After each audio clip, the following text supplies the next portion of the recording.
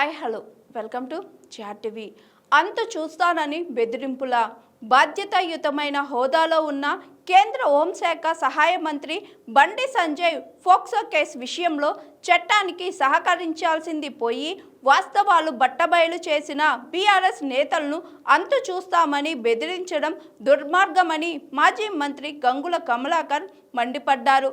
బాలికపై అఘాయిత్యం అంశాన్ని కులానికి ఆపాదించడం దురదృష్టకరమని, ఇది కులాలు పార్టీల సమస్య కాదని, శాంతి భద్రతల వ్యవహారమని స్పష్టం చేశారు మాజీ మంత్రి గంగుల కమలాకర్. ఆపదలు ఉన్న వారిని ఆదుకునేది బీఆర్ఎస్ పార్టీ. డెఫినెట్ గా ఆ అమ్మాయి కంప్లైంట్ మీద బీఆర్ఎస్ పార్టీ ముందుగా స్పందించి ఈ రోజు అమ్మాయికి న్యాయం చేయమని చెప్పేసి కోరినది ముందట్లో ఉన్నది బీఆర్ఎస్ పార్టీ. సో దానిలో భాగంగా ఈరోజు సోషల్ మీడియా కానీ బీఆర్ఎస్ క్యాడర్ కానీ టోటల్గా ప్రభుత్వం మీద ఒత్తిడి తీసుకురావడం వలన ఈరోజు పోక్సో చట్టాలు మార్చి నిన్ననే మార్చడం జరిగింది. సో ఈ రకంగా బండి సంజయ్ గారిని మేము బీఆర్ఎస్ పార్టీ పక్షాన సూటిగా ఒకటి అడుగుతున్నాం. అందులో భాగంగా కొంతమంది దీని కులానికి చెందిన వ్యక్తిగా కులాల ప్రతిపాదన తీసుకొచ్చారు. సో మేము కూడా క్లియర్గా చెప్తున్నాం, ఇది కులాలకు సంబంధించిన ఇష్యూ కాదు, ఇది law and order issue. So కాబట్టి ఈ యొక్క అంశాన్ని కులానికి ప్రతిపాదించకూడదని చెప్పేసి ముందుగా మేము చెప్తూ, రెండో అంశం, బండి సంజయ్ గారు ఒక బాధ్యత గల హోమ్ మినిస్టర్ స్థాయిలో ఉన్నారు. మీరు చట్టాన్ని ప్రజాస్వామ్యాన్ని కాపాడాల్సిన బాధ్యత మీ మీద ఉంటుంది. సో ఈ కేసుకు పూర్తిగా సహకరించి నిన్న మీరు ఇచ్చిన స్టేట్మెంట్ కరీంనగర్లో నా కొడుకైనా పర్లేదు ఎవరైనా కానీ తప్పు చేసి శిక్షిస్తున్నారు, దాన్ని సాగసిస్తూ ఇప్పటికైనా చట్టానికి మీరు సహకరించమని కోరుతూ నిన్న కూడా ఒక వ్యాఖ్యలు చేశారు. ఇందులో ఎవరెవరైతే కుట్ర పడినారో వారందరూ కూడా అంతు చూస్తా అని ఒక బెదిరింపు ధోరణిలో మీరు చెప్పడం అనేది దాన్ని పూర్తిగా ఖండిస్తున్నాము. ఇలాంటి మానుకోండి. ఎవరిని బెదిరిస్తున్నారు, ఎవరంతు చూస్తారు? ఆ బాధితురాలను అంతం చేస్తారా? లేకుంటే ఎవరు మాట్లాడిన రాష్ట్రంలో ఎవరు మాట్లాడినా కూడా అంతం చేసే దిశగా ఈ మాటలు ఒక హోమ్ మినిస్టర్ స్థాయిలో ఇది మీకు మంచిది కాదు. కాబట్టి దీన్ని పూర్తిగా సంపూర్ణంగా మేము ఖండిస్తూ, ఇప్పటికైనా మీరు నేను చట్టానికి సహకరిస్తా అని చెప్పారు, చట్టానికి సహకరించండి. ఎవరు దోషినాడు వారికి శిక్ష పడే చేస్తాను. కాబట్టి డెఫినెట్గా పోలీసుకు చట్టానికి సంపూర్ణంగా మీరు సహకరించాలని చెప్పేసి మా ఎంపీగా, మా రాష్ట్రం యొక్క కేంద్ర మంత్రిగా మీ అందరికీ కూడా చెప్పడం జరుగుతుంది. ఇప్పటికైనా బీజేపీ పార్టీ పక్షాన కానీ ఇంకెవరైనా కానీ ఇది ఏదో పార్టీలకు సంబంధించిన అంశమని, బీఆర్ఎస్ పార్టీ ఒకటే మమ్మల్ని ఇబ్బంది పెడుతున్న దోషి కాదు, ఇది ప్రజా సమస్య. తెలంగాణ ప్రజలందరూ కోరుకొని గొంతెత్తి మాట్లాడిన అంశాన్ని బీఆర్ఎస్ పార్టీ ముందుకు తీసుకెళ్ళింది. ఏ పార్టీ తీసుకెళ్తా ఎవరు మాట్లాడతాం ఇట్లే కాదు, కానీ తెలంగాణ రాష్ట్రం తీసుకొచ్చిన పార్టీగా తెలంగాణ ప్రజల బాగోగాలు, తెలంగాణ రాష్ట్ర ప్రజలకు ఏదైనా ఇబ్బంది అయితే ముందుండేది బీఆర్ఎస్ పార్టీ. కాబట్టి ఇది డెఫినెట్గా ప్రజా సమస్య, రాష్ట్ర ప్రజల సమస్య, రాష్ట్ర ప్రజల భద్రత ఇష్యూ కాబట్టి నేను డెఫినెట్గా ముందుకెళ్తాను. కాబట్టి ఇప్పటికైనా రేపు కోర్టు పరిధిలో ఉన్న అంశం కాబట్టి ఇప్పటికైనా చట్టానికి సహకరించే విధంగా బండి సంజయ్ చేయాలని చెప్పేసి మేము కోరుతున్నాం, డిమాండ్ చేస్తున్నాం బీఆర్ఎస్ పార్టీ పక్షాన. మీడియా మిత్రులకు నమస్కారం. గౌరవ పెద్దలు మాజీ మంత్రివర్యులు శాసనసభ్యులు కరీంనగర్ అన్న కమలాకర్ గారికి, గౌరవ పెద్దలు పార్లమెంట్ సభ్యులు అన్న రవిచంద్ర అన్న గారికి, అన్న మా ఎమ్మెల్సీ గారు రాజు గారికి, సోదరులు రవీందర్ రెడ్డి గారికి, అలాగే మీ అందరికి పేరు పేరున నమస్కారం. అన్న చెప్పిన అన్ని విషయాలతో ఏకీభవిస్తూనే నిజంగా చాలా దురదృష్టకరం. ఈ సంఘటన జరిగిన తర్వాత స్వయంగా భారత ప్రధాని మన రాష్ట్రంలో పర్యటనలో ఉన్నారు, అప్పుడే జరుగుతుంది. ఆయన పక్కన కూర్చోబెట్టుకొని ఒక మంత్రి, అంటే దేశంలో మహిళల్ని పోలీస్ వ్యవస్థను కాపాడాల్సిన శాఖలో పనిచేస్తున్న ఒక పోలీసు హోంశాఖ సహాయ మంత్రి అయిన బండి సంజయ్ గారు, దేశానికంతా తెలిసింది, మరి వాళ్ళ ఇంటెలిజెన్స్ ఏం పనిచేస్తుందో తెలియదు, మరి ప్రధానమంత్రికి తెలియదా? కనీసం రాజకీయాలు లేకపోతే బీఆర్ఎస్ పార్టీని ఇచ్చేయటానికి ఆంధ్రప్రదేశ్ ముఖ్యమంత్రిని, ఆంధ్రప్రదేశ్ ఉప ముఖ్యమంత్రిని హైదరాబాద్ వచ్చి వాళ్ళకి అక్కడ ఎక్కడ పాలిస్తున్నారో, లేదా ఇక్కడ బీజేపీకి పనిచేసిన వాళ్ళు ఎవరు లేనట్టుగా వాళ్ళ ఇళ్లలోకి వచ్చి గంటల తరబడి రాజకీయ ముచ్చట్లు పెట్టిన ప్రధానమంత్రికి ఈ దేశంలో మహిళల పక్షాన ఒక్క మాట బండి సంజయ్ గారిని మందలించినట్టు కానీ నీ కొడుకును ఒప్పజెప్పమని చెప్పినట్టు కానీ వస్తే బాగుండేది. ఒకవైపు మహిళలకు మొత్తం దేశంలో మొత్తం చట్టసభలో 33% రిజర్వేషన్ ఇస్తాను, దానికి నేను పోరాటం చేస్తే వీళ్ళు తూట్లు పొడిచిందని చెప్పే నరేంద్ర మోడీ గారి మాటలకు చేతలకు పొంతన లేనట్టుగా కనిపిస్తూ ఉంది. ఇది చాలా దుర్మార్గం, చాలా బాధాకరం. దీన్ని తీవ్రంగా ఖండిస్తూ ఉన్నాం. మరి అన్నట్టు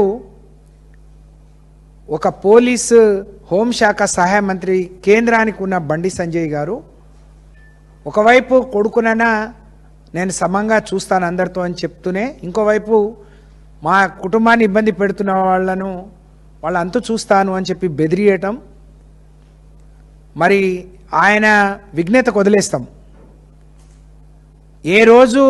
ఆ రోజు రాష్ట్ర అధ్యక్షుడిగా కానీ ఈరోజు హోంశాఖ సహాయ మంత్రికి కానీ నువ్వు ఆ స్థాయికి తగినట్టు ఒక హుందాగా ప్రవర్తించావా బండి సంజయ్ గారు? ఎవరంతూ చూస్తావు? నీ మాటలతోనే కదా నీ కొడుకు ఇంత పాడైంది. ఒక తల్లి కొడుకు ఎక్కడో కోడిగుడ్డు దొంగతనం చేసినవాడు గట్టిగా చెప్పి ఉంటే, మందలించి ఉంటే పెద్ద దొంగ అయ్యేవాడు కాదు. నీ కొడుకు ఎప్పుడో ఇంటర్మీడియట్లో 10th ఉన్నప్పుడు మరి గొడవలైనాయి, క్లబ్లలో పబ్బులలో గొడవలైనాయి అని చెప్పి పేపర్లో వస్తే ఆ రోజు నువ్వు కరెక్ట్గా భయపెట్టి ఉంటే ఒక ఆడపిల్ల జీవితం ఈ విధంగా అయ్యేది కాదు. ఒక ఆడపిల్లకు దేశానికి న్యాయం చేయాల్సిన వాళ్ళు మీ ద్వారానే ఇక్కడ ఆడపిల్లలకు అన్యాయం జరుగుతుంటే రక్షించాల్సిన వాళ్ళే భక్షిస్తా అంటే ఇంకెవరికి చెప్పాలో నిజంగా ఈ రాష్ట్రం ఎటుపోతుందో అర్థం కాని పరిస్థితి. దురదృష్టం ఏంటి అంటే రాష్ట్రానికి ముఖ్యమంత్రి హోంశాఖ చూస్తున్నాడు.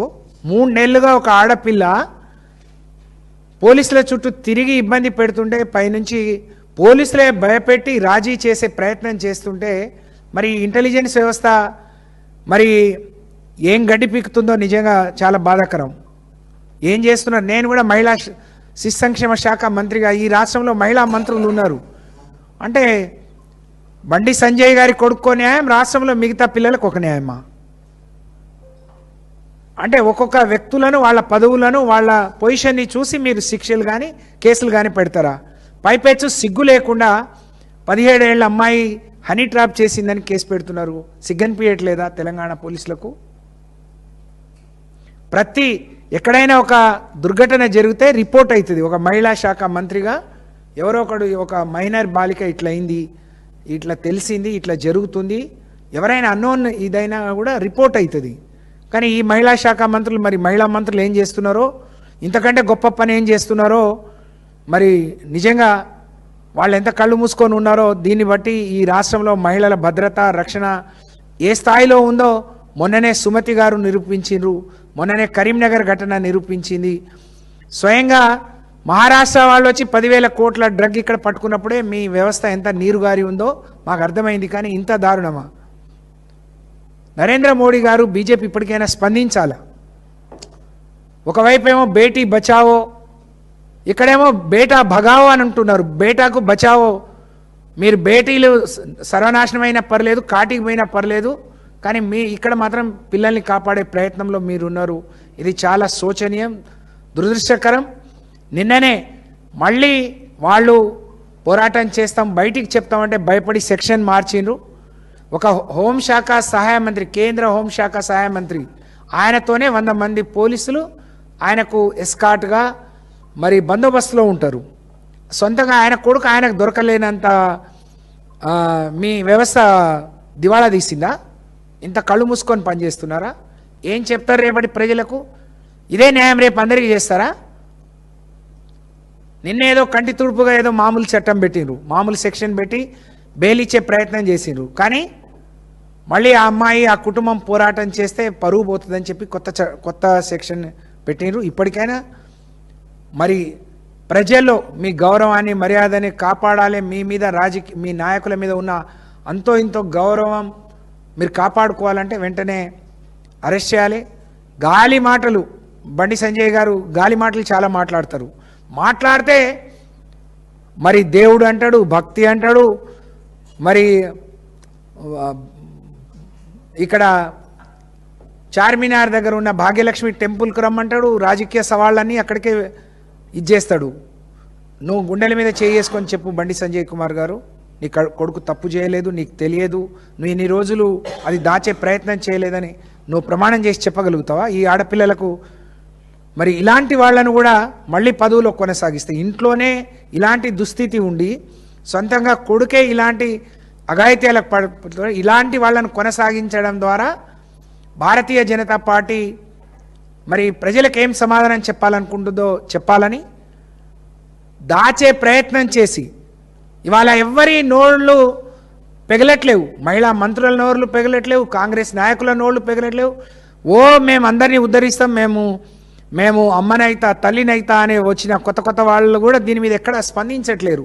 అంటే ఒక ఆడపిల్ల గురించి మీకు మాట్లాడే సందర్భం కూడా రావట్లేదు అంటే నిజంగా ఇది చాలా శోచనీయం, దుర్మార్గం. దీన్ని తీవ్రంగా ఖండిస్తూ ఇప్పటికైనా పోలీస్ యంత్రాంగం వెంటనే తన్ని అరెస్ట్ చేయాలని, మరి కేంద్రం నరేంద్ర మోడీ గారు ఇళ్లలోకి వచ్చి ఇప్పుడు అంటే ఓపెన్ ఆఫర్లు ఇచ్చి లేకపోతే అందరినీ ఇబ్బంది పెట్టి పనిచేసే నరేంద్ర మోడీ హైదరాబాద్ వచ్చి బీఆర్ఎస్ను ఇబ్బంది పెట్టాలనే ప్రయత్నం చేయడం కాదు.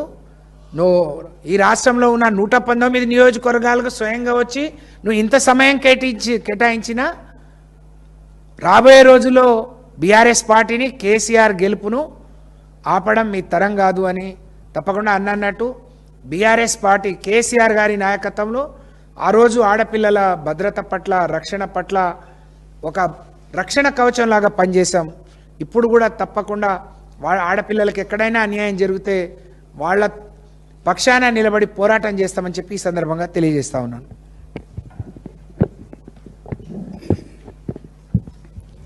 మీడియా మిత్రులందరికీ నమస్కారం.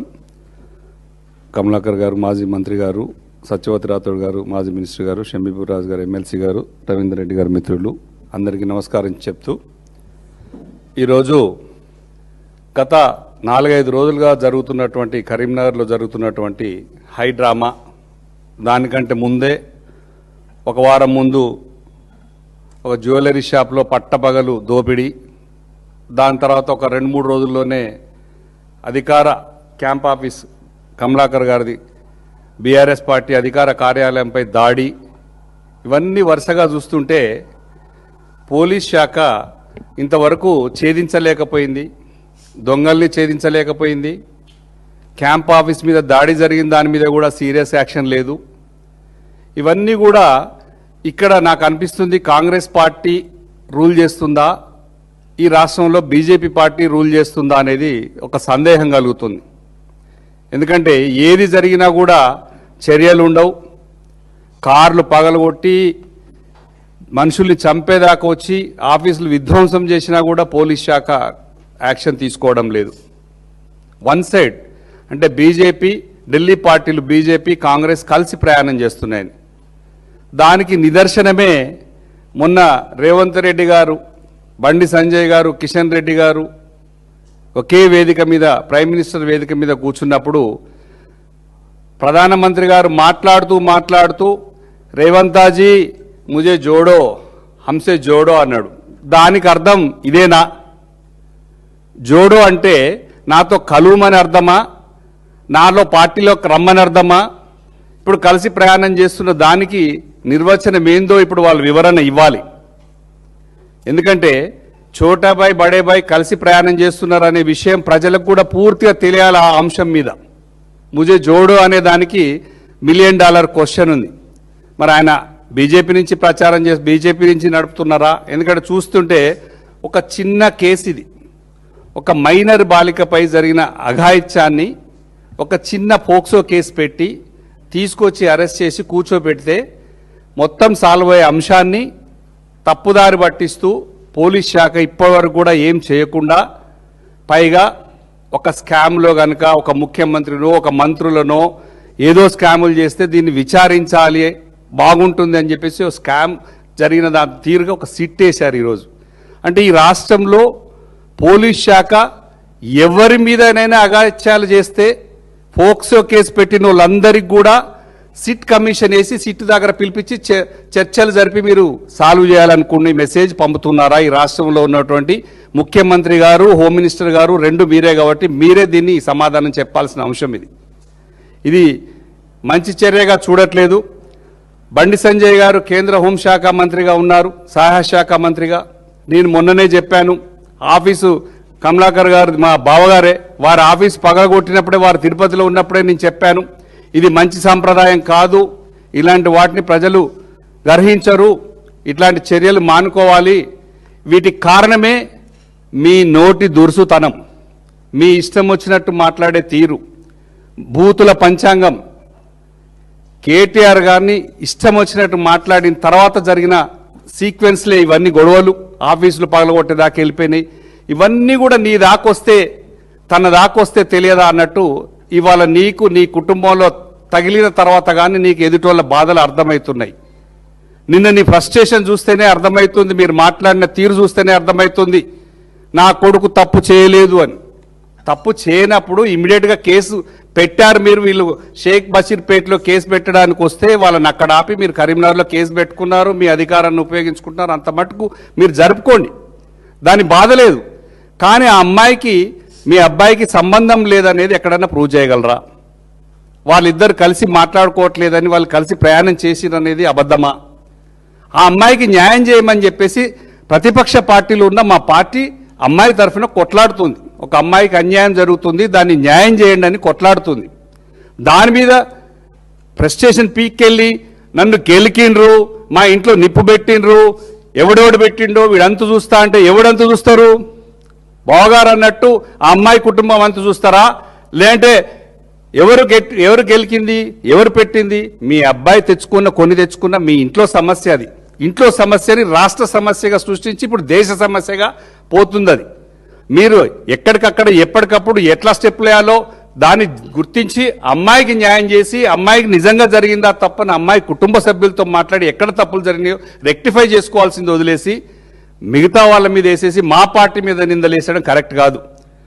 మీరు నిన్న మాట్లాడారు ఫ్రస్ట్రేషన్లో పీక్ వెళ్ళిపోయి, మీ ముఖం ఒకసారి చూసుకోండి ఎట్లయిపోయిందో. నిన్న మా భార్య డిప్రెషన్లోకి వెళ్ళిపోతుంది అన్నారు.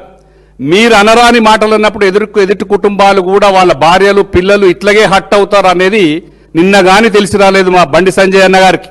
సంజయ్ గారు నిన్న నీ నోటితో మీరే అన్నారు, నా కొడుకు బాధ, నా భార్య బాధ ఇవాళకి అర్థమైంది నాకు. 29 మంది విద్యార్థులు చనిపోతే వాళ్ళ ఆత్మహత్య చేసుకుంటే ఎంతైతే బాధ అయిందో ఆ బాధ నాకు ఇప్పుడు తెలిసి వచ్చిందని. అంటే తన దాకా వస్తే కానీ ఎదుటోళ్ళ ఫ్యామిలీ బాధలు కానీ ఎదుటోళ్ళ కష్టాలు కూడా తెలియనంత స్థితిలో ఉన్నారా మీరు? మీరు ఒక గౌరవప్రదమైన హోమ్ మినిస్టర్, డిప్యూటీ సహాయ శాఖ మంత్రిగా ఎంఓఎస్గా ఉన్న మీరు ఈ కేసు నీరుగార్చకుండా సత్వరమే మీకు సహాయం చేస్తున్నటువంటి మీ ముఖ్యమంత్రి గారు వేసినటువంటి సిట్టు కన్నా సహకరించి కేసును సాల్వ్ చేసుకుంటారా? అబ్బాయిని ముందు పెడతారా లేదా? అది అబ్బాయికి న్యాయం జరిగేదాకా కూడా బీఆర్ఎస్ పార్టీ, అమ్మాయికి న్యాయం జరిగేదాకా కూడా బీఆర్ఎస్ పార్టీ ఖచ్చితంగా కొట్లాడుతుంది. దీని వెనకాల ఉంటాం. ఇది బీసీల సమస్య అనే తప్ప, అక్కడ ఉన్నది బీసీ అమ్మాయి, ఇక్కడ ఉన్నది కూడా బీసీ అబ్బాయి తప్ప అందరికీ రుద్దాల్సిన అంశం లేదు. మిగతా వాళ్ళు కూడా దీన్ని అతిగా చేయాల్సిన పని కూడా లేదు. ఇది ఓన్లీ శాంతి భద్రతల సమస్య. ఇది ఒక లా అండ్ ఆర్డర్ ఇష్యూ. జరిగిన అఘాయిత్యం అమ్మాయి మీద, ఆ అమ్మాయికి న్యాయం ఎలా జరగాలి, ఎట్లా చేస్తే బాగుంటుందో మీకు తెలియదా? నిజంగా జరిగిందా లేదా మీకు తెలియదా? ఆ కొడుకు చెప్పలేదా? గతంలో కూడా కేసులు అయినాయని చెప్తున్నారు. అది ఎంత మటుకు నిజమో ఒకసారి మీరు ఆత్మవిమర్శ చేసుకొని మీరు కుటుంబం కూర్చొని మాట్లాడుకొని సాల్వ్ చేసుకోండి. వాళ్ళు కూర్చొని సాల్వ్ చేసుకోండి. ఎక్కడ తప్పు జరిగిందో తెలుసుకోండి. దాన్ని తెలియకుండా బీఆర్ఎస్ పార్టీ మీద నిందలేసి చూస్తా గెలుకున్న నేను అంతు చూస్తా అంటే ఎవరు చూడరు. దీంట్లో మాట్లాడితే కూడా బీఆర్ఎస్ పార్టీ మీదనే బీజేపీ వాళ్ళు ఎప్పుడు కూడా పార్లమెంట్లో అదే, ఇక్కడ అదే. అసలు మేము కేసీఆర్ గారు అధికారంలో ఉన్నట్టు, కేసీఆర్ గారే ముఖ్యమంత్రిగా ఉన్నట్టు మాట్లాడతారు. గడీలు బద్దలు కొడతా. ఎవరు గడీలు బద్దలు కొట్టాలి? ఇప్పుడు కాంగ్రెస్ పార్టీ గడీలు బద్దలు కొట్టాలి. నీకు 432 హామీలు ఇచ్చిన పార్టీ, అధికారంలో ఉన్న పార్టీ ఏం చేయట్లేదో వాళ్ళే బద్దలు కొట్టాలి. వాళ్ళతో బద్దలు కొట్టరు, వాళ్ళతో కలిసి నవ్వుకుంటా మాట్లాడుకుంటుంటారు. మేము ప్రతిపక్ష హోదాలో ఇంట్లో కూర్చొని మా పనులు మేము చేసుకుంటే మమ్మల్ని బద్దలు కొడతా అంటారు. కాంగ్రెస్కు శత్రువు మేమే, బీజేపీ పార్టీకి శత్రువు మేమే, ఎవరికైనా శత్రువు మేమే కనపడతాను. అంటే దీని అర్థం ఏంది? ఇక్కడ రాబోయే ప్రభుత్వం బీఆర్ఎస్ది కేసీఆర్ గారిదే, దీన్ని ఇక్కడి నుంచే స్టార్ట్ చేయాలని చేస్తున్న మీ hi, this is Swathi. Like చేయండి, షేర్ చేయండి, కమెంట్ చేయండి అండ్ సబ్స్క్రైబ్ చేయండి GR TV.